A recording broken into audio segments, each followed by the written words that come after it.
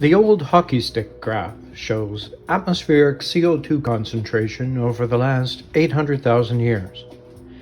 It's never exceeded 300 parts per million before, but since the mid-1800s, it's begun a rapid increase that is currently a trend leading to an extinction level event. So what's been going on here?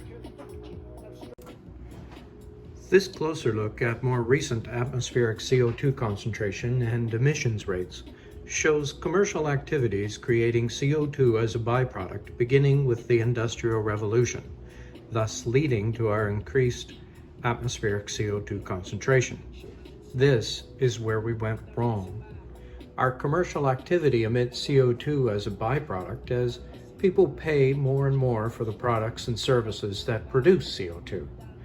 This process, funded by the public to simply dump these gases into the atmosphere, was initiated here.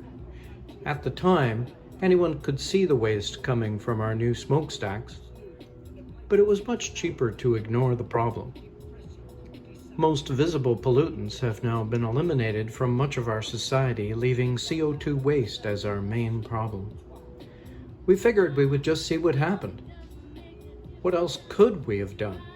We were just happy to switch from whale oil to coal, then oil and gas. Fossil fuels have been our steady friend, providing us with heat, energy, and light to strengthen our civilization.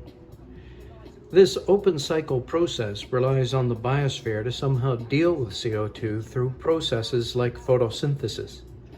It's no secret the biosphere is overwhelmed with our open cycle CO2 production.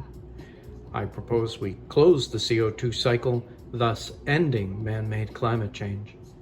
The following animation shows the open cycle process we operate now and the closed cycle process we must adapt to rid ourselves of excessive CO2 waste.